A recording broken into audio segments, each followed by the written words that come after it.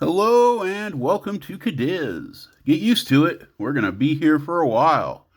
This is episode 27, corresponding to chapter 25, which is, of course, the first chapter of substance in Dresden's Tale, Volume 2. I'm your guide, Lewis Nichols, and this is Season 2. Dresden has survived his first season of adventure, but life doesn't stop come winter. Not even for a Keld. There's study, there's preparation for the next season, and there's even time to chase around those fleeting moments of pleasure we're always talking about. Now, before we get started, we're going to dive into our first planned tangent of the season. We're going to talk a little bit about diversity of belief inside the Keld religion. Now, there are some things there's no disagreement about. First being that the Dozen Lord is the embodiment of the faith. Second, he caused his lady to come into being. Third, the 24 gods and goddesses of the pantheon exist as relatable aspects of the Dozen Lord and his lady. To worship them in their time is the only way man can even begin to conceive of the all-powerful glory of his majesty. And finally, failure to honor the Dozen King, his lady, and the 24 aspects will lead to pain, suffering, and general ruin. Now you might notice this leaves a little bit of a gray area. There are holy manuscripts, but they're vague and often conflicting. There are the Spiremen, but these powerful beings don't seem particularly inclined to shedding light on most issues, and when they do, it always just seems to create more questions than solve problems.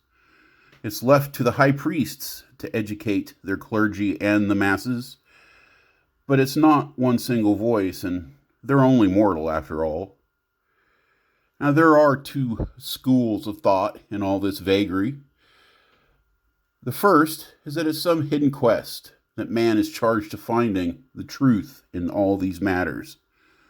The second, there is no truth, that none of it matters. The strong make the rules. We do what we want. So what are all these disagreements? Well, first of all, we could talk about the treatment of slaves, the rights of proles, how all those things relate to bullying and the rights of strength. We've talked a little bit about it, but there's so much more detail when you get into the theology and different people's opinions. Then there's the family. If it's so damn important, what form is the right one? Small families, two spouses, extended families? What about plurality? Are marriages supposed to be sexually exclusive? If so, what about all that chatter about chasing fleeting pleasures? Now, what about monsters? Many of the most powerful monsters are considered to be created by the gods, sometimes even referred to as their children. So what about monster worship? Do they deserve shrines, perhaps even temples? And if they do, what about the great heroes? And does it matter if they're alive? Or do they have to die first to get recognized? What about the duality? How important is it? Krieganism versus Tianism. So many questions. There's arguments about reestablishing the papacy. And how often do we really have to praise the gods? Is it just something for the holy days? Or what about those people that pray every single day with their daily devotions? Do they have it right? Or are they overdoing it? And lastly, for now, what about gender identity of the gods? Is it something man made up for them? Many are considered to be androgynous. Sometimes it just matters what priest you listen to on a given day. Can you even consider a gender when you're talking about such an all-powerful being? Now, obviously, we're not going to tackle everything today, but these things will come up from time to time. Dresden is a studious fellow, and he likes thinking about this stuff. But for now, let's dive into the story. Now, where did we leave the little guy?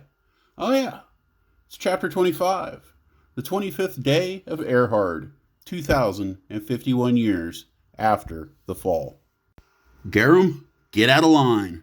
Dresden tried not to let his annoyance show.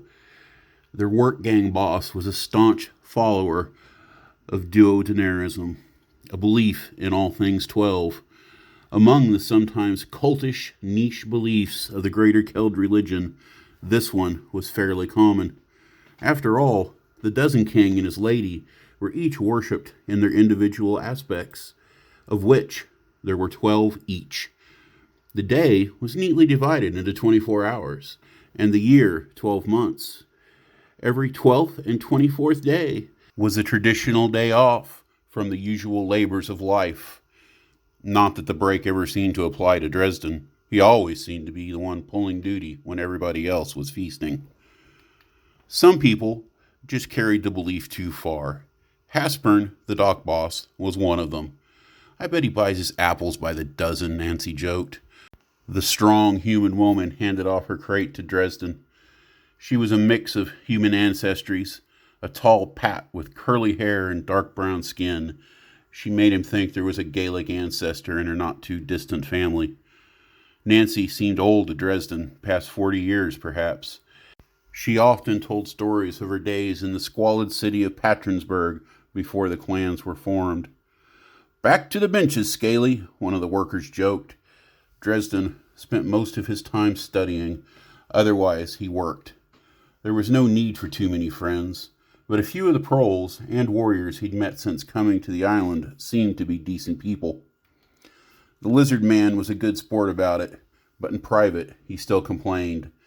"His shirt looks ridiculous," Garum remarked, as he left for his seat. The green-dyed tunic had 3 extra buttons sewn onto it to make it conform to the rule of 12. He obviously didn't care. They didn't match the other 9. "All well and good, it's a holy number, but he's making our work harder than it needs to be. More people in line means I don't have to stretch as far," a Tagara said. "He counts his paces, you know. I see him moving his lips when he walks, and he always takes a few extra steps to get somewhere." They all laughed. A Monkey handed his crate to Nancy. "Heard one of them back in Marvin's Point chopped off 2 fingers from each hand and 2 toes from each foot so he could have the right number. Bunch of weird ones they are." She cringed at the idea, then speculated. "Bet he keeps 12 silver bits in his coin purse." The Tagara grumbled. "Jealous? I wish I had 12 silver pieces." "If he had a 12-inch dinghy, you'd be a duo dumbass too." Nancy grinned. "That's a longboat, and maybe I would. I do trade my eggs by the gross, after all."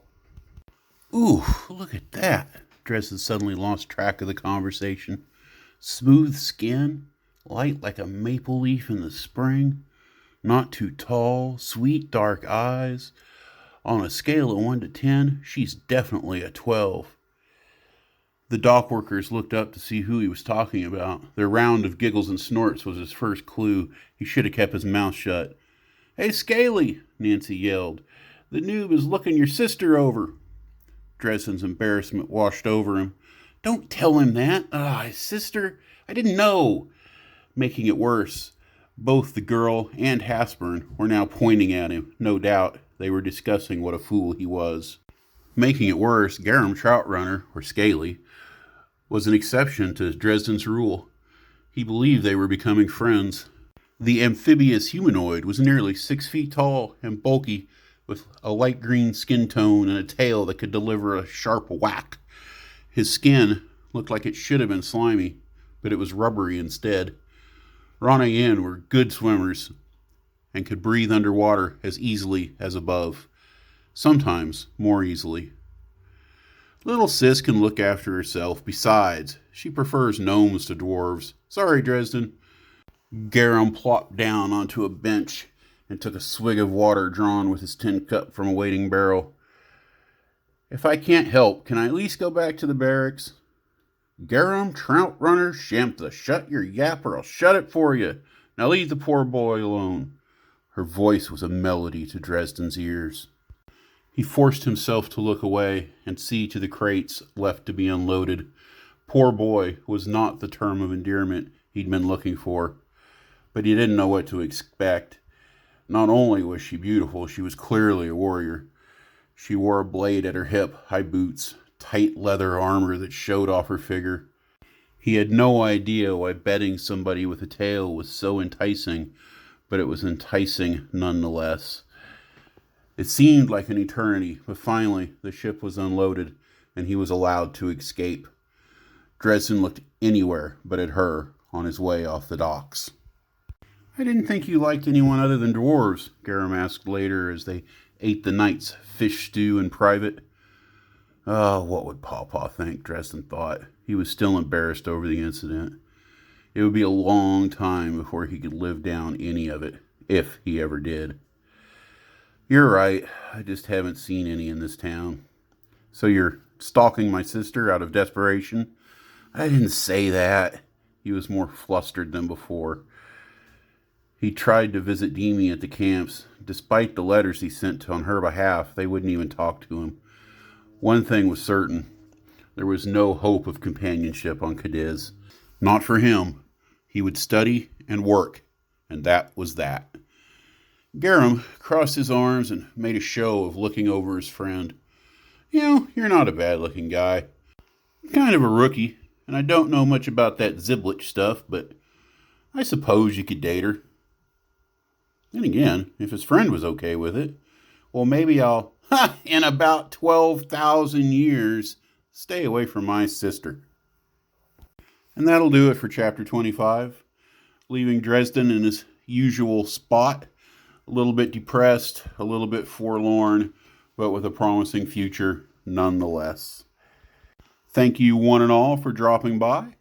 Hit the like button, subscribe if you haven't already, share the video, come visit me on Twitter. That's the best place to get your regular updates.